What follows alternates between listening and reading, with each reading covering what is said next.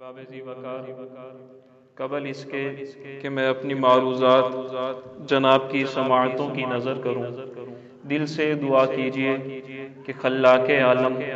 مجھے حق کہہ دے اور پھر ہم سب کو سن کر سمجھ کر عمل کرنے کی توفیق عطا فرمائے۔ جیسا کہ آپ لوگوں کو معلوم ہے، اعلان نبوت فرمانے کے بعد پیارے آقا صلی اللہ تعالی علیہ وآلہ وسلم مسلسل مسائل، پریشانیاں اور مشکلات برداشت کر رہے تھے، اور ان مشکلات میں آپ کے دو عظیم سہارے تھے۔ ایک کا نام حضرت سیدنا ابو طالب علیہ السلام، جن کا ذکر گزشتہ جمعۃ المبارک کو ہوا، جو رشتے میں آپ کے چچا لگتے تھے، اور دوسرا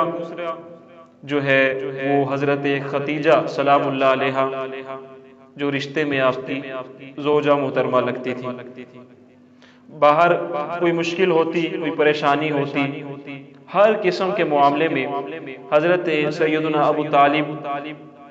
رضی اللہ تعالیٰ عنہ آپ کے ساتھ ہوتے، آپ کا دفاع کرتے، آپ کا ساتھ دیتے، اور جب آپ گھر میں تشریف لاتے تو حضرت خدیجہ سلام اللہ علیہا آپ کو جو ہے تسلی دیتی، آپ کا دل بہلاتی اور آپ کو جو ہے خوش کرتی۔ لیکن ان دونوں سہاروں کے چلے جانے کے بعد ایک ہی سال کے اندر حضرت ابو طالب کا وصال ہوا، اور پھر حضرت خدیجہ سلام اللہ علیہا کا بھی وصال ہو گیا۔ اب وہ دونوں سہارے حضور علیہ السلام کے پاس نہیں تھے کہ جن کو دیکھ کر، جن سے مل کر حضور علیہ السلام اپنے ان سے غم بیان کر لیتے تھے، یا جو ہے وہ بیرونی سطح پر یا اندرونی سطح پر حضور کا دفاع کرتے تھے، یا کفار جو ہیں ان دو اشخاص کی بنا پر، کیونکہ وہ حضرت خدیجہ کے بہت زیادہ مقروض تھے،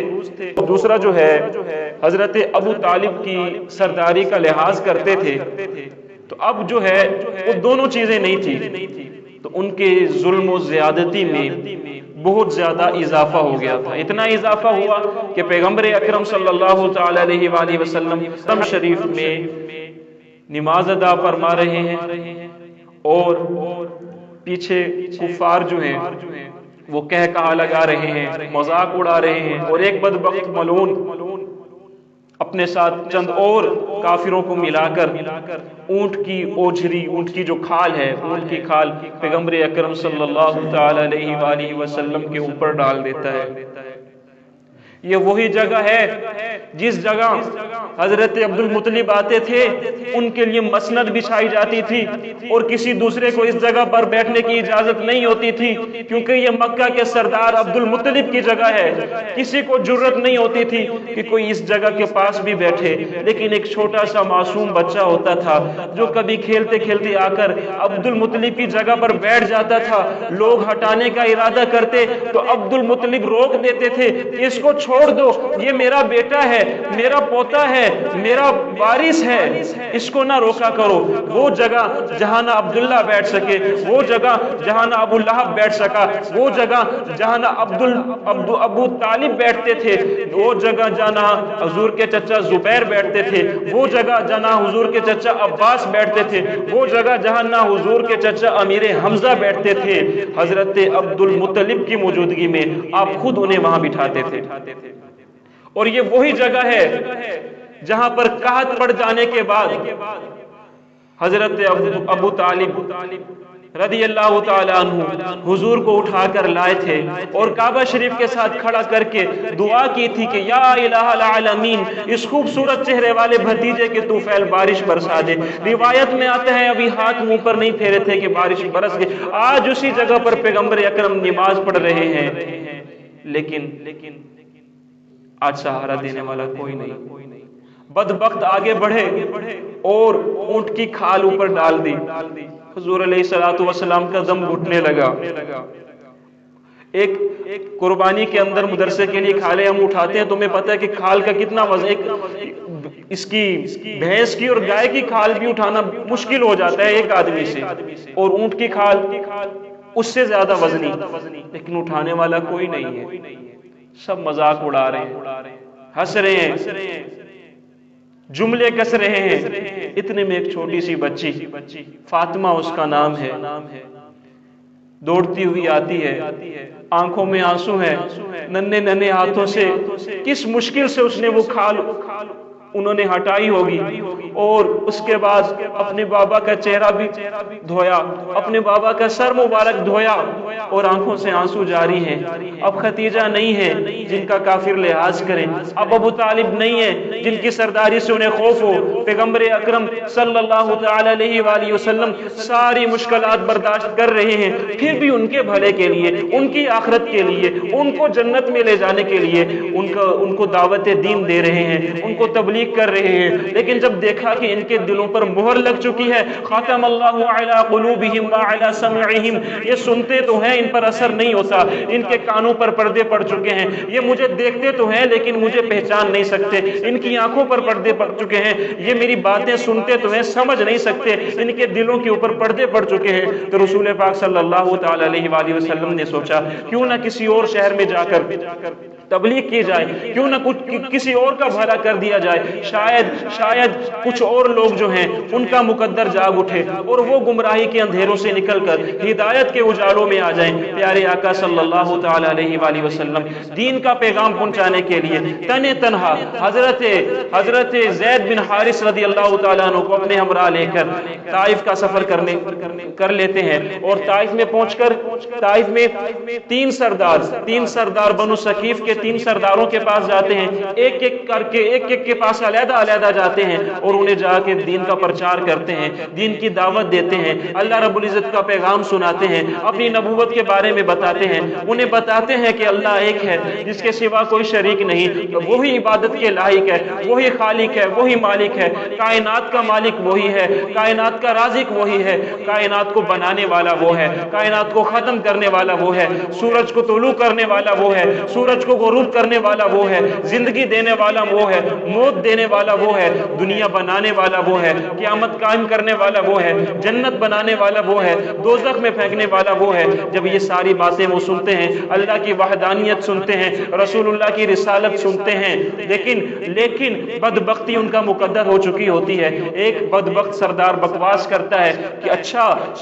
تم ہی ملے تھے اللہ رب العزت کو رسول بنانے کے لیے، تمہارے سوا کوئی نہیں ملا تھا۔ دوسرا بکواس کرتا ہے اگر تم اللہ کے نبی ہو، معاذ اللہ ثم معاذ اللہ، اگر تم اللہ کے نبی ہو، تم اگر اللہ کے رسول ہو تو پھر تو تم کعبے کے پردے کو پھاڑ رہے ہو۔ تیسرا بکواس کرتا ہے کہ اگر تم اللہ کے نبی ہو تو میں تم سے بات کرنا نہیں چاہتا، میں نہیں جانتا تم اللہ کے نبی ہو کہ نہیں ہو، اگر نبی ہو تو تم سے بات کرنا بے ادبی ہے، میں تم سے بات نہیں کرتا، اور اگر نبی نہیں ہو تو میں ایسے شخص کے ساتھ بات نہیں کرنا چاہتا جو جھوٹا دعویٰ کرے۔ یہ بکواسات انہوں نے کی۔ پیارے آقا صلی اللہ تعالی علیہ وآلہ وسلم نے کہا اچھا تم نہیں مانتے تو تمہاری مرضی، میرا کام تو صرف تم تک پہنچا دینا تھا، میرا کام تو تھا کہ تمہیں بتا دوں تم تک پہنچا دوں، تاکہ قیامت کے دن تم یہ نہ کہہ سکو کہ ہمیں تو کوئی بتانے والا نہ تھا، ہمیں تو کوئی سنانے والا نہ تھا، ہمیں تو کسی نے بتایا نہیں، ہم تک تو کسی نے پہنچایا نہیں۔ پیارے آقا صلی اللہ تعالی علیہ وآلہ وسلم نے اپنا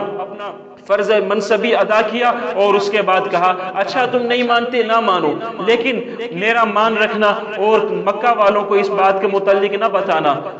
مکہ والوں کو اس بات کے متعلق نہ بتانا۔ وہ بدبخت گویا ہوئے، وہ بول اٹھے کہ ہم کیوں تمہارا راز رکھتے پھریں۔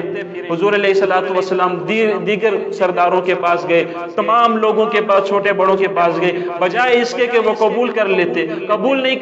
کرنا تھا تو عرب کی مشہور مہمان نوازی کا ہی خیال رکھ لیتے، لیکن انہوں نے کسی نسبت کا احترام نہیں کیا، کوئی لحاظ نہیں کیا۔ بدبختوں نے اپنے اوباش لڑکوں اور جو ہے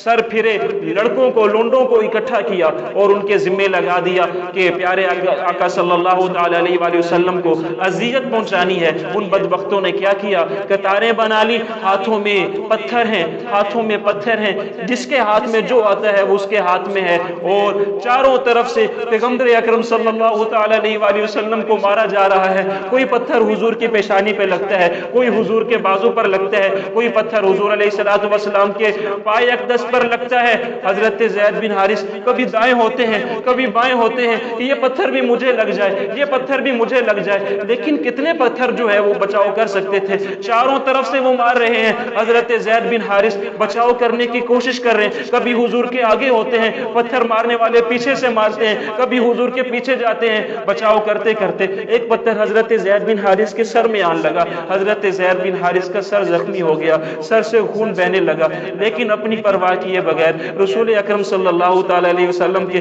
दिफा में जुटे हुए हैं।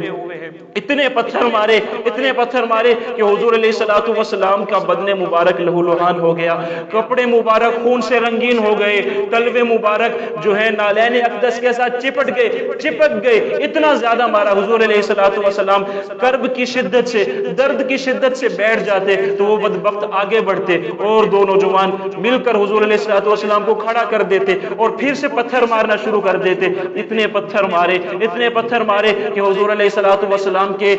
कुर्ते मुबारक की कोई जगह ऐसी नहीं थी कि जो खून से रंगीन ना हुई हो। नालैन अक़दस खून से बिल्कुल सुर्ख हो चुके थे, साथ चिपक चुके थे। और ये निशानी, ये वही निशानी थी जो हजरत मूसा अलैहिस्सलाम की किताब तौरात में अल्लाह रब्बुल इज़्ज़त ने लिखी थी कि आखिरी पैगंबर की निशानी ये भी है कि उसके कपड़े खून से रंगीन होंगे। लेकिन अफसोस उन लोगों ने किसी चीज को ना देखा और मुसलसल हुजूर अलैहिस्सलातु वस्सलाम की दिल आजारी भी करते रहे और जाहिरी तौर पर भी उनके ऊपर पथराव करते रहे। अल्लाह रब्बुल इज़्ज़त की जात को गजब आया, जोश आया, फौरन जिब्राइल अलैहिस्सलाम को भेजा, जाओ मेरे हबीब के पास, जो कहे वैसा कर दो। अब प्यारे आका सल्लल्लाहु अलैहि वसल्लम के पास जिब्रील अमीन हाजिर होते हैं, कहते हैं या रसूल अल्लाह, या रसूल अल्लाह, आप बस इशारा करें, इन ताइफ वालों का हम वो हशर कर दें कि रहती दुनिया तक याद रखा जाए। आज तक क्या अजाब अल्लाह का नाजिल हुआ है, इनको तो हम ऐसा निशान इबरत बनाएंगे कि दुनिया याद रखेगी कि किसी कौम पर अजाब आया था। या रसूल अल्लाह, या रसूल अल्लाह, अगर आप इजाजत दें तो इन दोनों पहाड़ों को ना मिला दें, इनको पीस कर ना रख दें। लेकिन प्यारे आका सल्लल्लाहु अलैहि वसल्लम पर कुर्बान जाएं, प्यारे आका सल्लल्लाहु अलैहि वसल्लम की रहमत पर कुर्बान जाएं। इतना कुछ हो जाने के बावजूद, इतना कुछ हो जाने के बावजूद कहा, जिब्राइल मैं अजाब लाने के लिए तो नहीं आया, मैं तो रहमत बनाकर भेजा गया हूँ। मैं अजाब नाजिल करने के लिए तो नहीं आया, मैं तो रहमत बनाकर भेजा गया हूँ। आज अगर कोई किसी कौम का वडेरा किसी के दरवाजे पर चला जाए और उसकी बात ना मानी जाए तो अपनी नस्लों को वसीयत करता है कि बेटा मैं फलां की जगह पर गया था, मैंने फलां बात की थी, उन्होंने मेरी इज्जत नहीं रखी थी, आज से हमारा उनके साथ कोई वास्ता नहीं है, फलां मौके पर उन्होंने मेरी तौहीन की थी, मैं तुम्हें नसीहत कर रहा हूँ, उनके साथ तुमने कोई रिश्तेदारी नहीं रखनी, उनका कोई मर जाए जनाजे पर नहीं जाना, लेकिन कुर्बान जाए रसूलुल्लाह के अखलाक पर। हमारी इज्जतें क्या हैसियत रखती हैं रसूल कायनात सल्लल्लाहु अलैहि वसल्लम के सामने। वो रसूल जो खुदा का भी महबूब है और खुदा की मखलूक का भी महबूब है, वो रसूल जिसके लिए आज हम कहते हैं, सुना है आप हर आशिक के घर तशरीफ लाते हैं, हमारे घर में भी हो जाए चरागा या रसूल अल्लाह। आंखों में अश्क लेकर महफिलें सजाकर फिर दुआएं करते हैं, या रसूल अल्लाह ज्यादा देर नहीं, 2 लम्हों के लिए आ जाइए, या रसूल अल्लाह जागती हालत में नहीं, ख्वाब में आ जाइए, या रसूल अल्लाह कोई क्या नहीं, मरने से पहले पहले आ जाइए। आज वही रसूल जिनके लिए हम तरसते हैं, जिनकी तशरीफ आवरी के लिए हम तरसते हैं, जिनको मुखातिब करके हम कहते हैं या रसूल अल्लाह नहीं आना ना आइए, हमें बुला लीजिए, या रसूल अल्लाह ज़ियारत नहीं करवानी ना करवाइए, रोजे की ज़ियारत ही करवा दीजिए, या रसूल अल्लाह अपने दर की खाक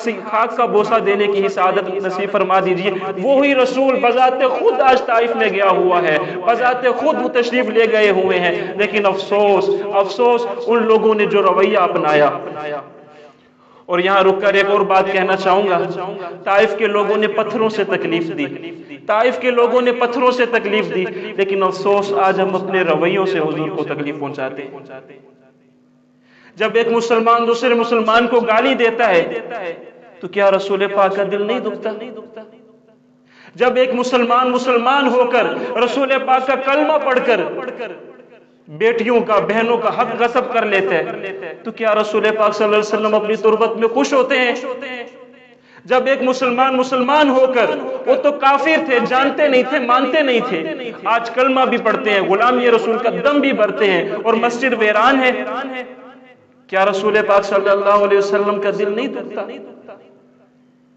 میرا وجدان کہتا ہے، کتاب میں نہیں پڑھا، لیکن مجھے ایسا لگتا ہے کہ ان کے پتھروں سے رسول کو اتنی تکلیف نہیں ہوئی ہوگی جتنا آج ہمارے رویوں سے حضور کو تکلیف ہوتی ہوگی۔ رسول کا کلمہ پڑھنے والے، ایک رسول کو ماننے والے، ایک کتاب کے ماننے والے، ایک اللہ کو سجدہ کرنے والے آپس میں دست و گریبان ہیں۔ فلاں کے پیچھے نماز نہیں ہوتی، فلاں مسجد میں نہیں جانا، فلاں کو نکال دو، فلاں یہ، فلاں وہ۔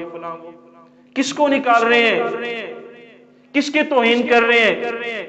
کس کے ساتھ لڑ رہے ہیں؟ کیا وہ آپ کا مسلمان بھائی نہیں؟ ہزار اختلافات ہوں، آپ کے رسول کا کلمہ نہیں پڑھتا، اس رب کو سجدہ نہیں کرتا جسے آپ کرتے ہیں، اس قرآن کو کلام اللہ نہیں مانتا جسے آپ کلام مانتے ہیں۔ خدا کی قسم یہ اختلاف کچھ معنی نہیں رکھتے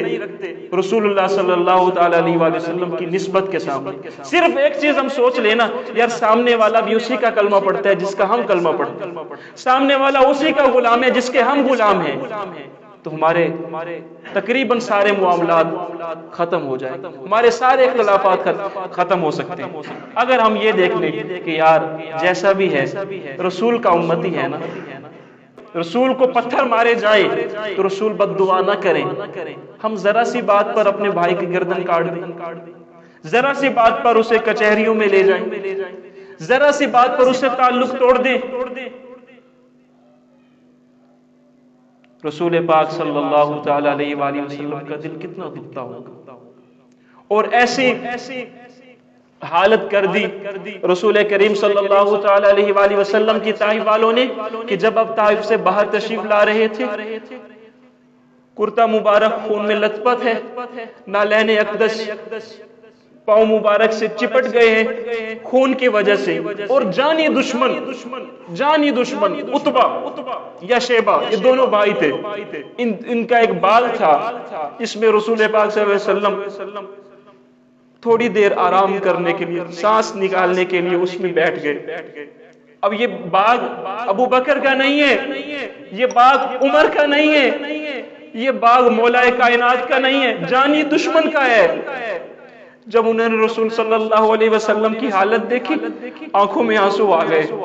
کہا طائف والوں نے کیا حالت کر دی محمد کی۔ فوراً واپس گیا، ایک پلیٹ لی، اس کے اندر انگور توڑ کے رکھے اور جانے لگا، تو پھر یاد آ گیا پوری زندگی مخالفت کرتا رہا، اب کس منہ سے انگور لے کر جائے گا؟ اب جایا نہیں جا رہا اپنے اس تکبر کی وجہ سے، لیکن حالت بھی دیکھی نہیں جا رہی، اپنے غلام اداس کو بلایا، کہا جاؤ یہ جو سامنے شخص بیٹھے نا اس کو دے کر آؤ، اور اسے کہنا تمہیں خاندانی رشتہ داری کی قسم واپس نہ کرنا، کھا لینا۔ اب وہ اداس نامی غلام عتبہ کا وہ انگور لے کر رسول اللہ صلی اللہ علیہ وسلم کی بارگاہ میں حاضر ہوا، کہا میرے آقا نے آپ کے لیے بھیجے ہیں۔ رسول پاک صلی اللہ علیہ وسلم نے دیکھا تو کہا انہوں نے رشتہ داری کا واسطہ دیا ہے کہ واپس نہ کرنا، کھا لینا۔ رسول اللہ صلی اللہ علیہ وسلم نے وہ انگور اٹھایا اور کہا بسم اللہ الرحمن الرحیم۔ یہ کلمات اداس نے سنے، کہا یہ کلمات یہاں پر تو رائج نہیں ہے، یہاں کے لوگ تو اس سے ناواقف ہیں، آپ کیسے جانتے ہیں اسے؟ کہا کہ تم اسے جانتے ہو ان کلمات کو؟ کہا ہاں۔ کہاں کے رہنے والے ہو؟ حضور میں نینوا کا رہنے والا ہوں۔ اچھا میرے بھائی یونس کے شہر کے، آپ یونس کو جانتے ہیں؟ ہاں وہ اللہ کے پیغمبر تھے، میرے بھائی تھے۔ بس یہ کہنے کی دیر تھی، وہ اداس نامی غلام قدموں میں گرا اور شرف با اسلام ہو گیا، کلمہ پڑھ لیا اور حضور کے غلاموں میں شامل ہو گیا۔ وہاں پر پیچھے عتبہ دیکھ رہا ہے اور اپنا سر پکڑ رہا ہے، او ہو انگور دینے کے لیے بھیجا تھا یہ تو اسی کا ہو کے رہ گیا۔ اب اس مقام پر حضور علیہ الصلوۃ والسلام نے ایک دعا ارشاد فرمائی، اے اللہ میں قوت کی کمی اور لوگوں نے جو تحقیرہ میں سلوک کیا ہے اس کی تیری بارگاہ میں فریاد کرتا ہوں، اے سب سے زیادہ رحم فرمانے والے، تو عاجز و درماندہ لوگوں کا رب ہے، تو میرا بھی رب ہے، تو مجھے کن کے پاس بھیج رہا ہے؟ ان گوار کے پاس جو دور کا رشتہ دار ہے اور ماتھے پر تیوری چڑھا کر رکھتا ہے، اس با اقتدار دشمن کے پاس جس سے تو نے قدرت اور دنیاوی شوکت دی ہے۔ اگر تو مجھ سے ناراض نہیں ہے، اگر تو مجھ سے ناراض نہیں ہے تو مجھے کسی کی پرواہ نہیں، تیری عطا کردہ عافیت ہی میرے لیے کافی ہے۔ میں تیرے نور کی پناہ میں آنا چاہتا ہوں جس نے تاریکیوں کو روشنی بخشی ہے اور دنیا و آخرت کو زینت و آرائش عطا کی ہے۔ میں تیرے غضب اور ناراضگی سے پناہ مانگتا ہوں اور تیری رضا اور خوشنودی کا خواستگار ہوں۔ بے شک نیکی کرنے اور برائی سے بچنے کی توفیق تیری ہی بارگاہ سے نصیب ہوتی ہے۔ اللہ کے پیغمبر ہیں، اللہ کے محبوب ہیں، اتنی مشکلات آئی ہیں، اللہ کے لیے یہ سلوک برداشت کر کے آئے ہیں، پھر اللہ کے سامنے ہاتھ اٹھا کر کہہ رہے ہیں مالک اگر تو راضی ہے نا، اگر تو راضی ہے نا تو مجھے کوئی شکوہ نہیں ہے، مجھے کوئی شکایت نہیں ہے۔ اللہ اگر تو راضی ہے محمد سے تو پھر محمد بھی راضی ہے تجھ سے۔ آج ہم میں سے کتنے ہیں جو مشکل وقت آن پڑنے پر مصیبت میں گھر جانے کے بعد کہتے ہو یا اللہ اگر تو راضی ہے نا تو پھر حالات جیسے بھی ہیں ہمیں کوئی پرواہ نہیں۔ کتنے ہیں الا ماشاءاللہ، صرف ہمیں شکایت کرنی آتی ہے، شکوہ کرنا آتا ہے اور پلے ہمارے کچھ نہیں۔